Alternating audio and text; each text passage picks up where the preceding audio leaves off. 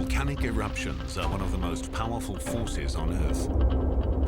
From spectacular lava fountains to deadly explosions, they can bury entire cities under superheated clouds of ash and gas, or turn quiet rivers into seething torrents of mud and debris.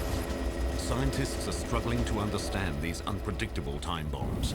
We were taken by surprise by what turned out to be an unprecedented event.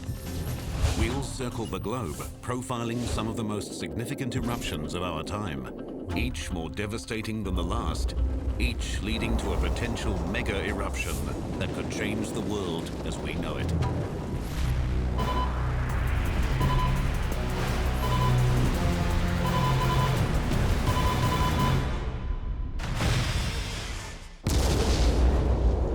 Volcanic eruptions are dramatic reminders that our world is a living planet.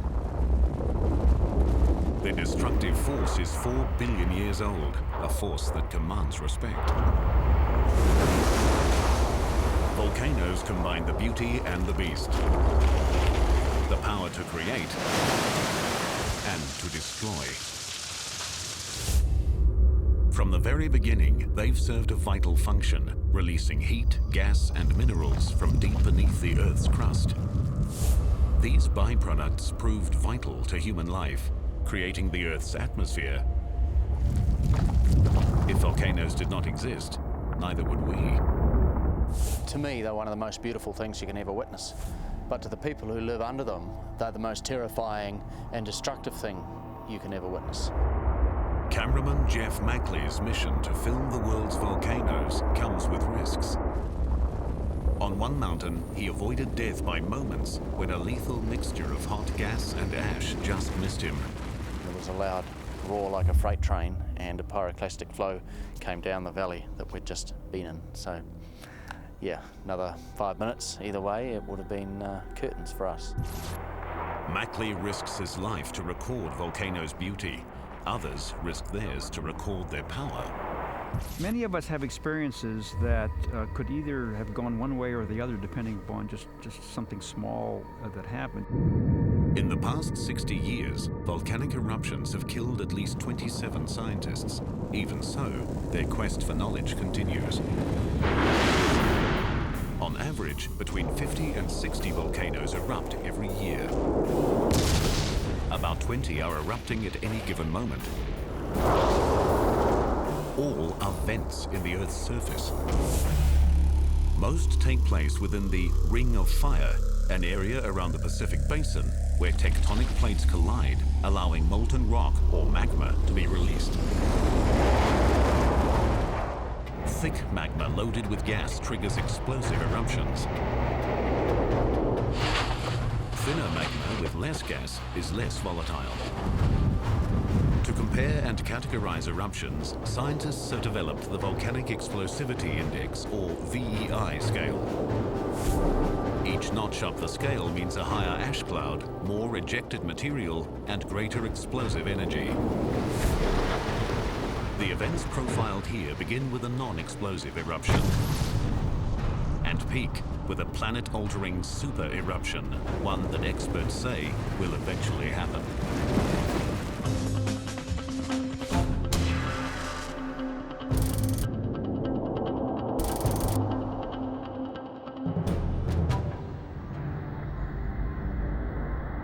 Hawaii is a stunning tropical paradise. But under the brilliant sand and lush forests simmers a cauldron of tremendous heat and violence. This is the site of one of the most spectacular volcanic creations on the planet.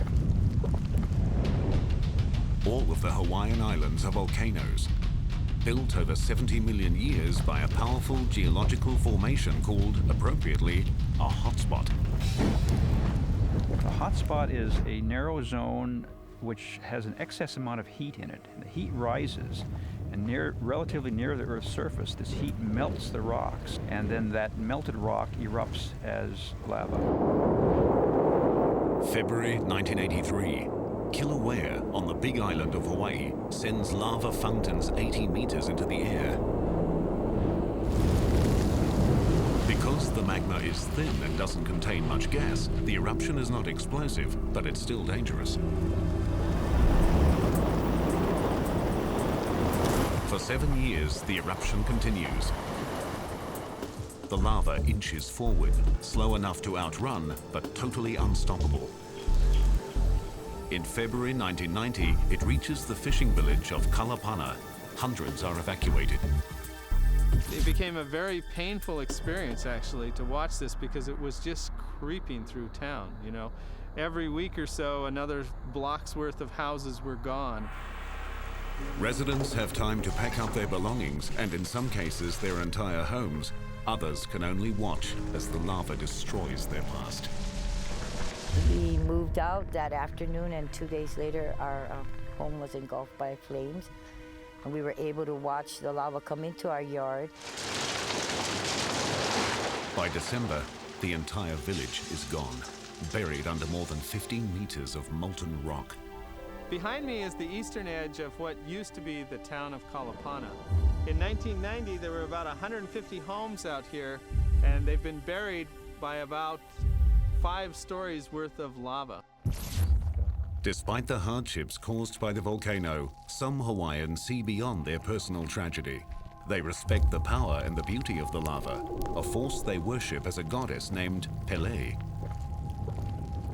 We don't really resent or feel like it was a loss for us, because we know that Pele, this is her land, her aina, and she can come anytime she wants to and go anywhere she wants to. The Hawaiians were unable to stop Kilauea's enormous lava flow. But 4,800 kilometers away, an entire nation took a desperate stand when a volcano threatened one of their towns. On January 23, 1973, the Eldfell volcano erupts on the Icelandic island of Hime. A slow-moving lava flow more than 10 meters high threatens to engulf the village of Vestmannaeyjar. The majority of the village is evacuated, but a dedicated team stays behind to confront the formidable force. Over 5 months, crews spray approximately 6 million cubic meters of seawater onto the lava flows. Nearly 4 million cubic meters of molten lava is converted into solid rock. The village is saved. Such a Herculean effort is impossible with Kilauea. The flow is simply too great. The lava that destroyed Kalapana plows on, pouring into the sea in a spectacular collision. Where the lava goes into the ocean, it makes one of probably the most beautiful places on the flow field, but it's also one of the most dangerous. Below the solidifying lava, unstable sand is prone to sudden and violent collapse. All of a sudden, all this hot lava is on the surface, it just snaps off. The ocean rushes in and it creates huge explosions that send gigantic plumes of material up in the air, and they cover maybe 3 or 4 football fields in area, sending out rocks the size of like soccer balls or basketballs all over the area. This impressive display is a glimpse into prehistoric times when volcanoes first formed land. The same process is still happening today. It builds new beaches, and then these beaches, the lava then can flow over, and it builds that out, a sequential set of beaches, and then lava flow and beach, lava flow, and it builds out a new piece of land that we call a lava delta. Since 1983, Kilauea has displaced almost 200 families and destroyed millions of dollars worth of property. In that same time, it's added more than 200 hectares of land to the island, continuing the 70 million year process that created all of Hawaii. It's a stunning example of how a volcano creates and destroys at the same time. Its slowly oozing magma is a permanent threat, but rarely produces a violent explosion. In our next event, thicker magma trapped in a geological powder keg triggers a much more explosive volcanic eruption. Lethal white-hot clouds of gas descend on thousands of people, wiping out an entire Caribbean capital. And later, in our mega-disaster scenario, a supervolcano strikes the heart of Europe, demolishing a major city and casting a shadow over the entire planet. The stunning lava fountains and flows of Kilauea on the big island of Hawaii both create and destroy, but rarely are lethal. But there are much more explosive and dangerous volcanoes, ones that spew out deadly gas and ash clouds. One such volcano ravaged half a nation and sent 19 to their graves.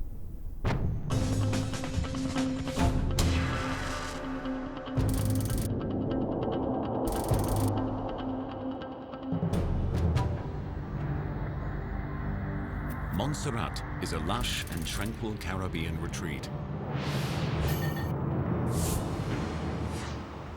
But in 1995, the Soufriere Hills volcano, quiet for nearly 400 years, rumbles back to life. Over the next 2 years, multiple eruptions shoot ash thousands of feet into the air. The capital of Plymouth is evacuated twice. Each time, the residents return, hoping the volcano's rage is over. On June 25th, 1997, those hopes are buried.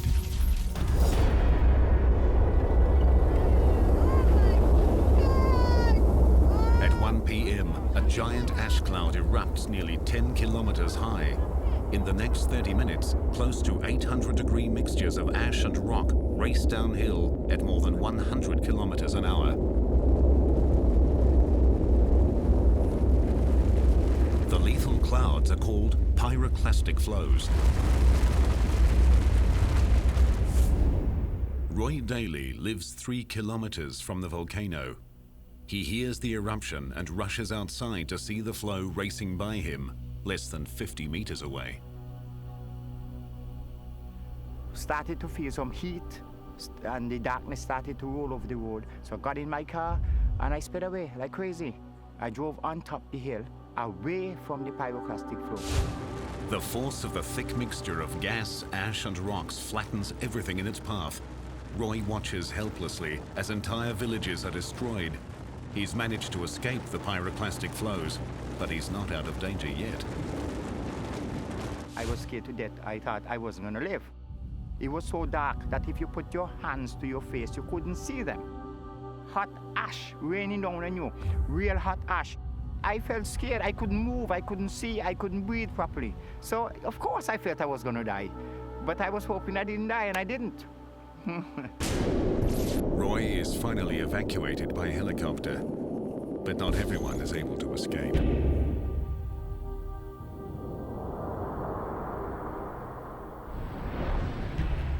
Dr. Sue Laughlin is the director of the Montserrat Volcano Observatory and a witness to the eruption.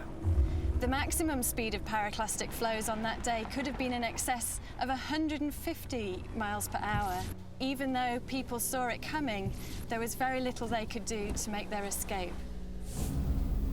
The nearly 8 million cubic meters of flow covers thousands of square kilometers of land, damages or demolishes more than 100 homes, and destroys the island's only airport. Other than one ferry service, Montserrat is cut off from the rest of the world. But the volcano is not finished. Over the next 4 months, eruptions and pyroclastic flows continue to devastate the island. We had over 70 explosions in 1 month. Sometimes there were 4 explosions a day. Each explosion generated a mushroom cloud which rose rapidly to great heights above the volcano. Each explosion generated pyroclastic flows which spread in all directions around the volcano.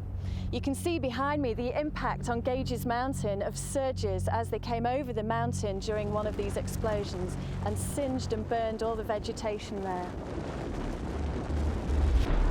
The pyroclastic flow's toll on the island's natural resources is immense. The human toll is 19 lives. The cause of this violent and tragic eruption lies deep below the lush island. The same process that created this tropical paradise threatens to destroy it. Here, the North and South American tectonic plates collide with and plunge below the Caribbean plate in a process called subduction. The subduction takes place at about 130 kilometers depth, that's about 80 miles below the surface of the Earth.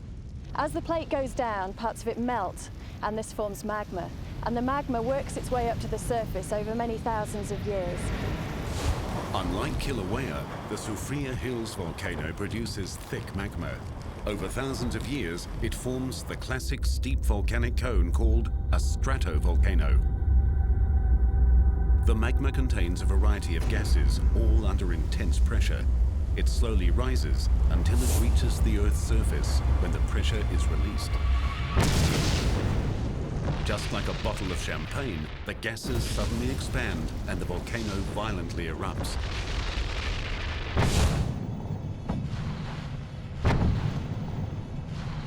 Thousands of kilometers away in Bari, Italy, scientists are studying Soufriere Hill's most lethal side effect. The purpose of these experiments is to understand the dynamics of pyroclastic flows, so to be prepared for the next events. Dr. Dolino and his team load about 200 kilos of actual volcanic ash from Mount Vesuvius into a cylinder. Pressurized gas creates an explosion that ejects the ash. The volcanologists track the height, direction, and density of the ash with a variety of instruments and high-speed cameras. The models here are big enough to be accurately scaled up to actual events, something that could not be achieved in a lab. The experiments have determined that both the amount of magma and the force applied to it are critical in the creation of pyroclastic flows. Next, researchers will match the test with the topography of specific volcanoes. They'll then be able to pinpoint specific areas where pyroclastic flows are likely to strike.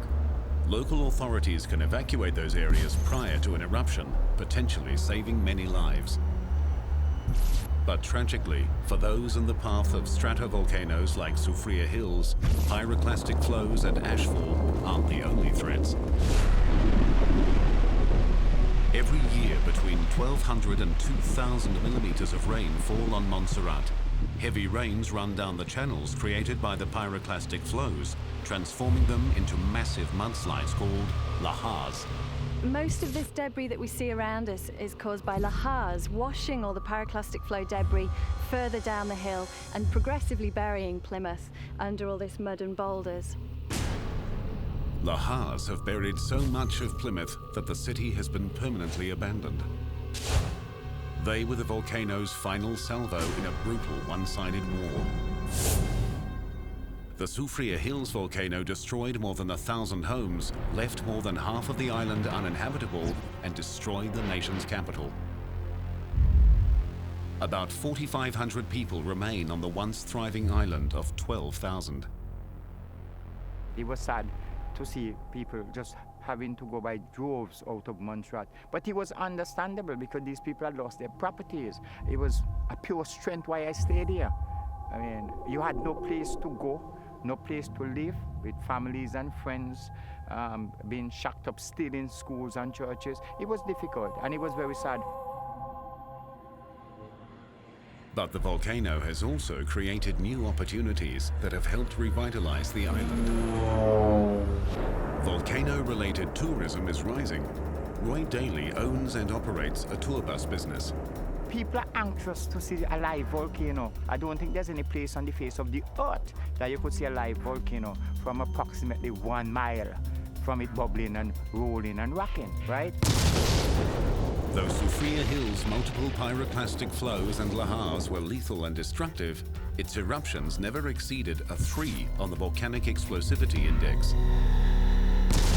But when a VEI-5 fires a single 24 megaton blast, it destroys thousands of acres of land and kills dozens of people.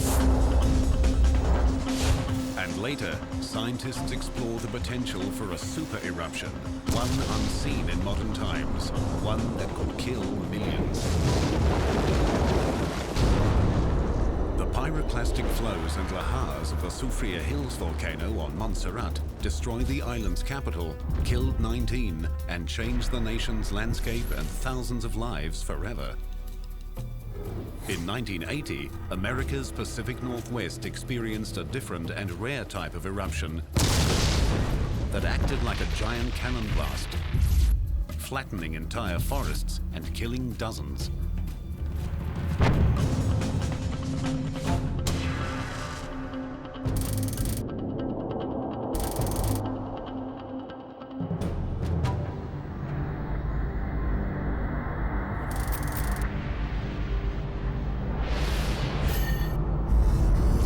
The Cascades are an 1,100-kilometer-long majestic range stretching from Canada to Northern California. Hundreds of thousands of hikers and skiers find refuge and adventure here. But in the spring of 1980, one of the Cascades' crown jewels begins to fracture. In March, small earthquakes ripple deep below the peak of Mount St. Helens. After more than 120 years of slumber, the mountain is awakening. This seismicity is typical of volcanoes when they reawaken, because as molten rock tries to push its way up underneath the volcano, it makes a lot of noise in terms of shouldering aside the hard rock that makes the edifice of the volcano itself. On May 17, Keith Ronholm, a geophysics graduate student intrigued by the mountain's activity, decides to get a closer look. Mount St. Helens was erupting about every 5 or 8 days. I had gone to a place called Bear Meadow to try to get a view of one of these small summit eruptions. Ronholm gets far more than he bargained for. At 8:32 on the morning of May 18, a magnitude 5.1 earthquake rips through the volcano's north side. 2.8 billion cubic meters of earth falls at speeds of up to 257 kilometers an hour.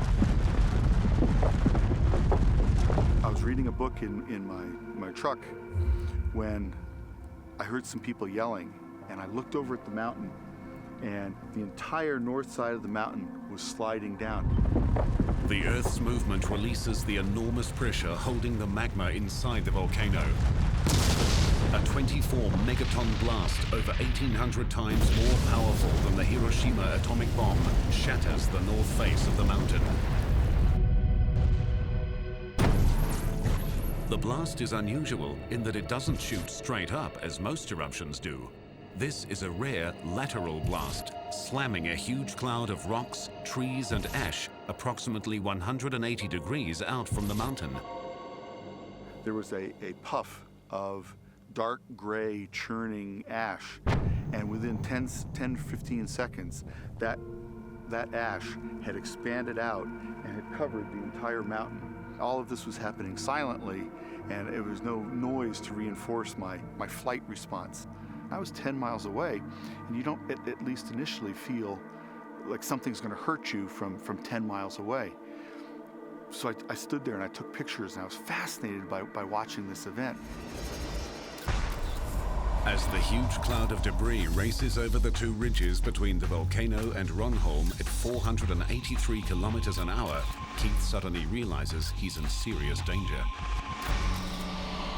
As I'm driving out, I took one last picture over my shoulder, and it's a little motion blurred, but I couldn't take time to frame it or stop because I was driving, and I remember looking back at the little parking area, realizing that I was the last person to leave and thinking maybe I'd waited a little bit too long because this cloud was rushing towards me.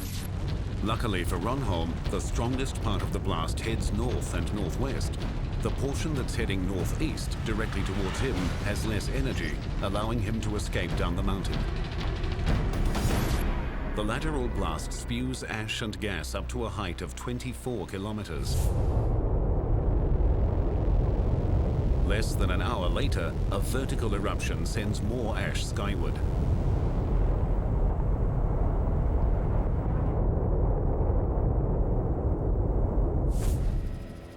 Into this grim scene flies Jess Hageman with the Washington Army National Guard.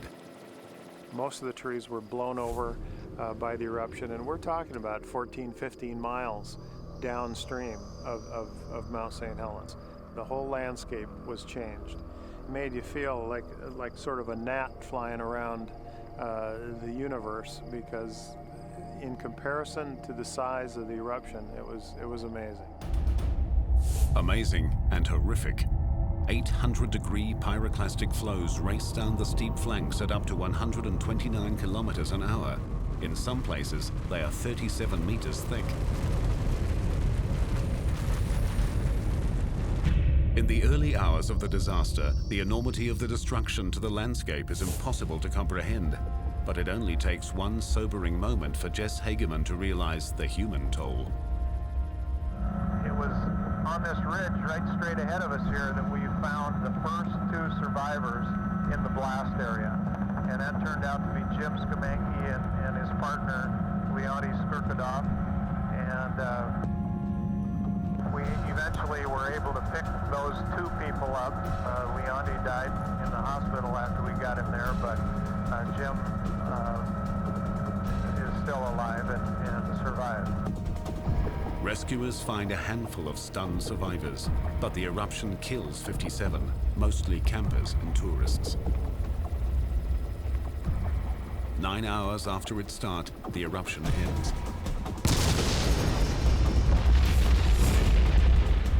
Scientists struggle to comprehend the enormous scope of the event. Before the eruption, Mount St. Helens stood at 2,949 meters tall. Now, it's 401 meters shorter. The blast destroyed enough trees to build 300,000 houses. Thousands of logs still litter Spirit Lake, 5 kilometers from the summit. The volcano shot out more than 508 million tons of ash that spread across the entire US in 3 days. 2 days after the eruption, geologists get their first close look at the desolation. It was like walking on the moon. I have never seen anything like it. This entire area, which is 600 square kilometers or 230 square miles, was totally devastated. There wasn't a living thing in that entire area, not an insect or a bird or an animal. There was only one color, and it was this gray color of the deposits. The ground was covered with hot rocks, and there were fumes and hot gases coming out of the ground all over the place. In the months following the eruption, teams of experts carefully study every facet of the mountain. One oddity of Mount St. Helens was that some people heard the eruption as far away as Canada, but eyewitnesses like Keith Ronholm, just 16 kilometers away, heard nothing. Because of the way the temperature structure in the atmosphere gets cooler with height, that the sound waves from explosions are bent away from the surface of the Earth. And when they reach the stratosphere and the temperature again increases with height, they're bent back down. So no one between 6 and 60 miles from Mount St. Helens heard the May 18th eruption. Since 1980, the mountain has experienced tens of thousands of small earthquakes and numerous minor eruptions. Most significantly, since 2004, the volcano has been continuously erupting lava, creating a giant lava dome that is still growing today. It's volcanologists like Rick Lahusen's job to find ways to monitor all of this activity. What we needed was a way to get our instruments out there very quickly without putting people on the ground in harm's way, and yet still be able to monitor changes in the eruption. So what we came up with is this stainless steel superstructure, which kind of looks like a daddy long-legged spider, so we kind of call them spiders. This is a GPS antenna which receives timing signals from satellites and lets us locate exactly where this is. The signals go into the computer system, and then the data come out at the request from computers back in the office and are transmitted out through this antenna. With the spider securely attached to a chopper, it's time to head into the belly of the beast. As they approach the crater, the new lava dome is visible, spewing out sulfur dioxide gas and steam. This is proof that magma is reaching the surface with the potential to build to another eruption. The most dangerous moment for Rick and his pilot comes as they place the spider on the lava dome. This close to the crater floor, exploding rocks or a sudden burst of steam could easily kill them. Operating with the precision of surgeons, the men carefully place the spider directly on top of the lava dome. Within seconds, the device begins gathering and transmitting data.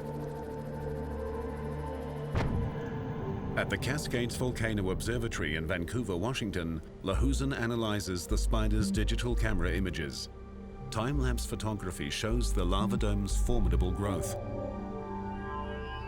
What's really phenomenal about this is how much rock is coming out of the ground. It's taller than the Empire State Building. It's coming up at 5 meters per day, more than 200 meters across, and it's right here in our backyard. No conclusions have been drawn yet about the lava dome's rapid growth. Geologists warn that an eruption similar to the 1980 event is possible, but unlikely. They are certain, however, that future eruptions of some sort will occur. Whatever its future, the mountain's recent past continues to reverberate today, especially for those who were there. It's just an amazing event to witness that we normally think of the Earth as being a very static, stable environment that doesn't change.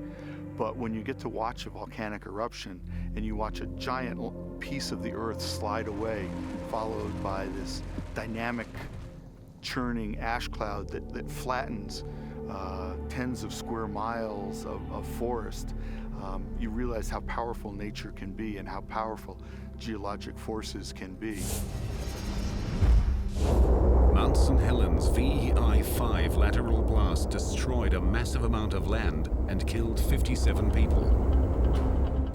Just one notch up the scale, a VEI-6 volcano kills hundreds when its huge eruption is followed by a long series of deadly side effects.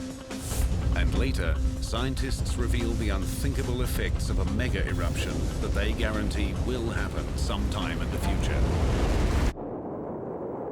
The VEI-5 lateral blast eruption at Mount St. Helens flattened 600 square kilometers of land and killed 57 people. But there's one volcano that's in a class by itself. It killed hundreds, afflicted millions, and affected the entire planet. Its eruption was just the first in a series of tragic events that went on for days, months, and years that continue to this day.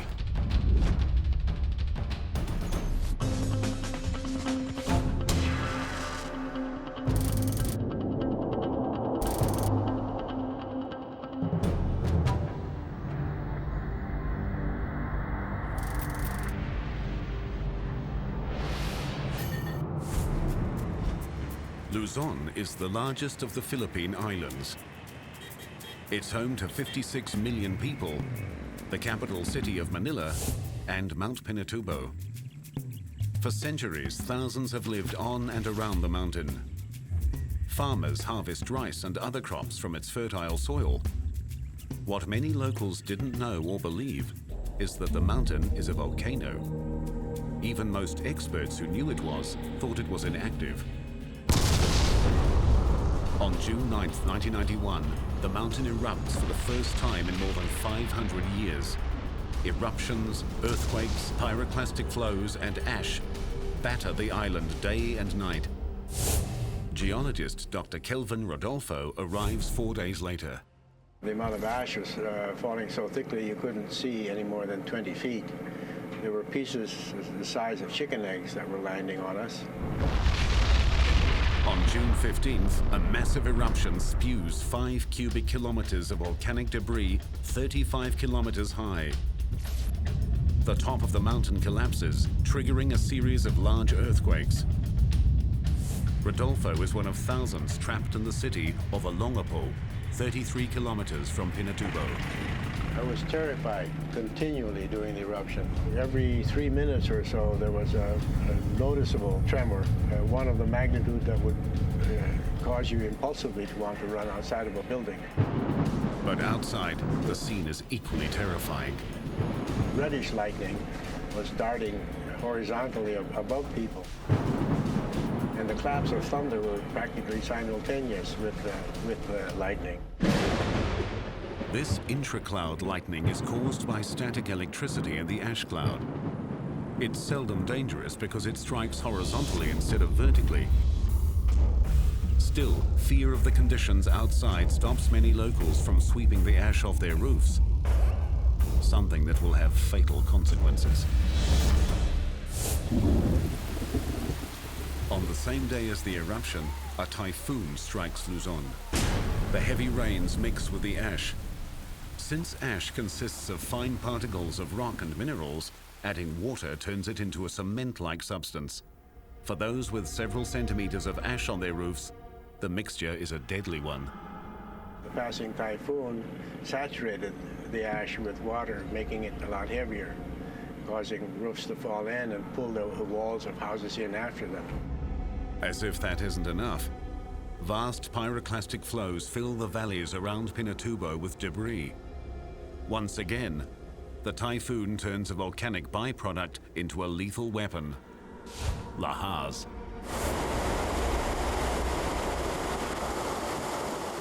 Lahars form when a large amount of debris rapidly mixes with a huge amount of water.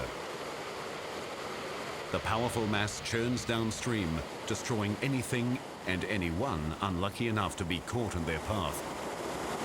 If you imagine a bulldozer traveling perhaps 15 miles per hour, hitting the substructure of a bridge, the bridge is taken out, and that's the impact that large rafted boulders had. After 9 nightmarish hours, the eruptions end. More than 300 people are dead, and tens of thousands are homeless. As bad as things are, they could have been much worse. In the months prior to the eruption, locals reported seismic activity. Ongoing scientific monitoring confirmed the reports.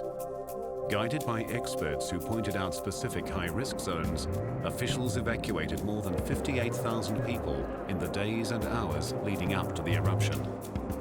Prior to the eruption, we had made maps that anticipated where the tephra would fall, and that depended on the seasonal winds. But in still another deadly development, the typhoon changed the wind direction. Areas that had been considered safe were inundated with a deadly mix of tephra, or ash, and rain that crushed homes and the people in them. As thousands begin the massive cleanup, the volcano's effects become global. 1 month after the eruption, the huge ash cloud circles the Earth. In the upper atmosphere, sulfur dioxide is converted into sulfuric acid aerosols.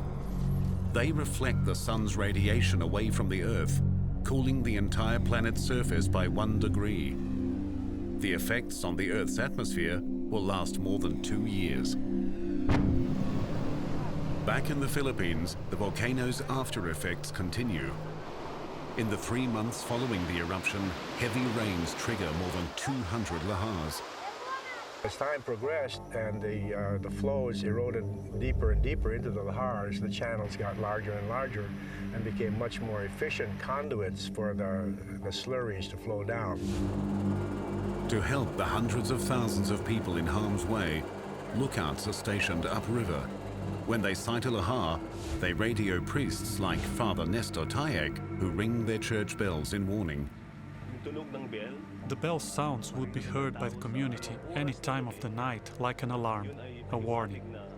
Warning, be prepared, lahar is coming. But once again, a twist of fate conspires against the people of Luzon. In October 1995, another large typhoon strikes the island and lookouts are put on alert. Unfortunately, the heavy rains that triggered the lahars were not yet loaded with sediment when they passed this watch point. Consequently, the lookouts radio that nothing but floodwater is coming down the mountain. But as the water runs down the channel, it erodes a lot of loose material, bulking up the lahar into a mixture estimated at 80% sediment and only 20% water. The larger the percentage of sediment, the faster and more powerful the lahar. It strikes with incredible force.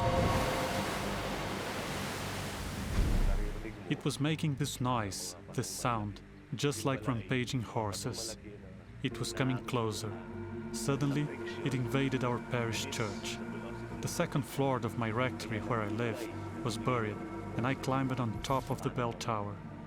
The lahar still kept coming. You can actually hear the lahar still rising, burying the second floors of most houses. You can hear people screaming. It was very dark.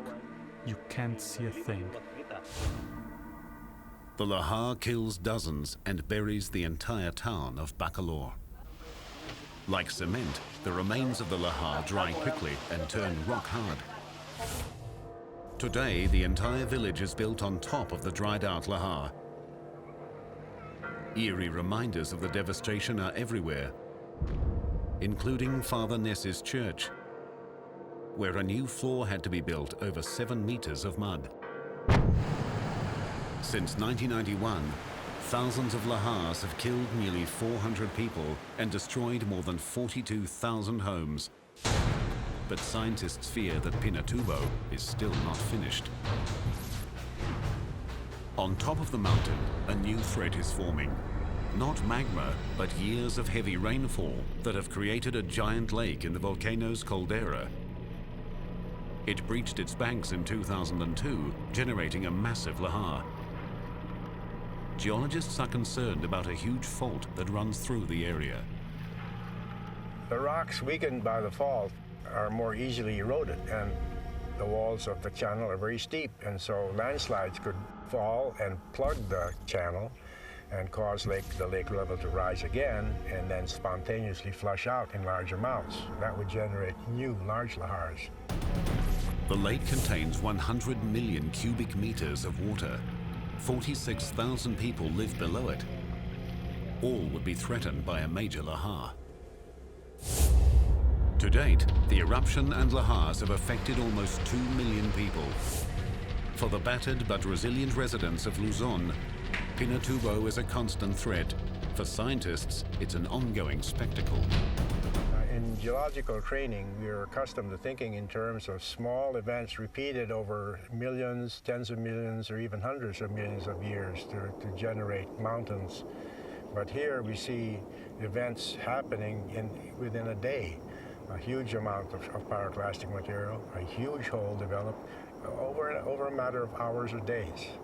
And that, to me, is very fascinating. The devastating byproducts of the Pinatubo eruption had long-term effects that killed hundreds, effects that continue to this day. But a mega-eruption, one that volcanologists are certain will happen, could threaten millions. The VEI-6 eruption of Mount Pinatubo and its after-effects killed more than 700, sent a huge ash and gas cloud around the globe, and lowered the Earth's surface temperature. If we were to experience a VEI-7 super-eruption, it would be 10 times larger. It would destroy all life for dozens of kilometers. It would drastically change the Earth's climate, and scientists say it will happen someday.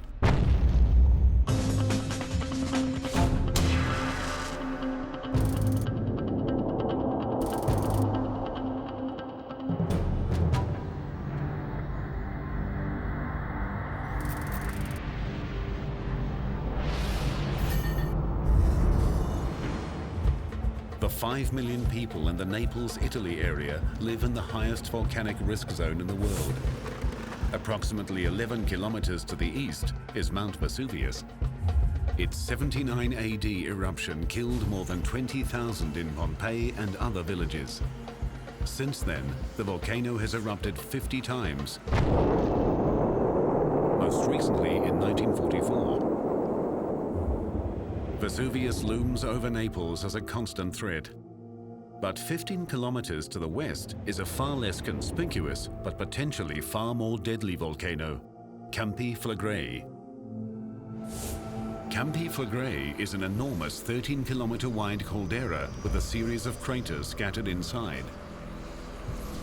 350,000 people actually live within the caldera walls. Since Campi Flegrei is not a tall, imposing volcano like Vesuvius, it attracts little attention.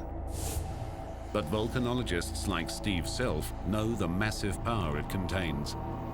Here we are in the middle of a volcano that's got a remarkable history of eruptions since it was first formed about 35,000 years ago. This area has had repeated eruptions, forming the craters like the one we're in. We're in a volcanic crater that still has steam vents acting and hissing, as you can hear behind us. These steam vents reach temperatures of nearly 700 degrees. To a casual observer, that's impressive.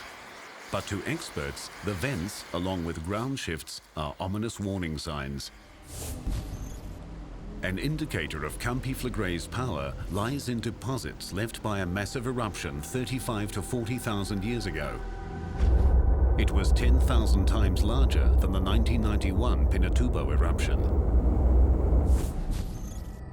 These 80-meter-tall cliffs in Sorrento, 30 kilometers from Campiflagre, are composed of volcanic material left from the super eruption. Volcanologist Giuseppe Mastrolorenzo knows they are geological proof that enormous pyroclastic flows swept through this entire area.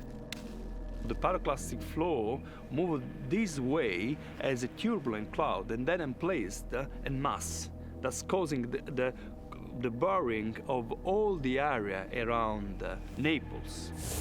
What scientists know about Campiflagre's past gives them a realistic model of what could happen in its future. The scenario begins with a massive disturbance somewhere within the vast caldera. A super eruption. More than 242 cubic kilometers of dust, gas and pumice hurtle into the air. It would bury very large areas, the size of a major city or more, in thicknesses of ash that are hundreds of feet thick. Enormous pyroclastic flows race from the volcano at near supersonic speeds. Buildings that aren't already buried by ash are knocked down by the force of the flows, or incinerated by their 800-degree temperatures. The once proud city is completely annihilated. The death toll from the flows and ash is apocalyptic. We can assume that in case of a super eruption, several million of people will be killed. The casualties and destruction spread far beyond the immediate area.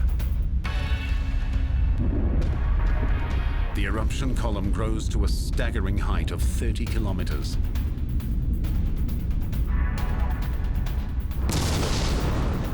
Heavy ashfall smothers towns near the caldera and spreads as far away as Rome, 225 kilometers away.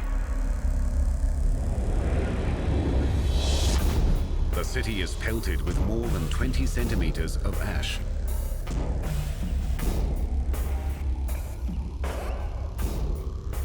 Enough to cause roofs to collapse and kill thousands of people. Smaller amounts of ash fall across Eastern Europe and parts of Asia, but even small amounts of ash cause big problems. Even a dusting of a few centimeters would create total disruption to transport systems, to water supplies, to things that we regularly rely on in our daily life. Enough to bury plants, enough to strip the branches and leaves off trees and things like that. The enormous quantity of ash and sulfuric dioxide released by the volcano triggers a planet-wide condition, one affecting millions. Atmospheric modelers are predicting that the temperature could drop several degrees centigrade, and this would affect weather for many years, 4 or 5 years perhaps after a very large eruption. And temperatures would change, areas where crops would grow may not be able to grow those crops. Huge areas of vegetation would die. Millions could starve to death. Ultimately, the entire planet and everyone on it would be dramatically affected. If you consider the number of volcanoes, supervolcanoes around the world that could potentially produce super eruptions, recognizing the fact that there are probably several out there that we don't know about yet, we've still got a huge amount to learn about this scale of volcanism, then there's possibly something like a 1% chance that an eruption could happen in the next 100 years, which is quite high, actually. High enough for scientists to urge discussions of this type of disaster in the international community. Volcanologists know that there is no way to prevent an eruption. So they learn from the past and study the present in order to help mankind prepare for the future.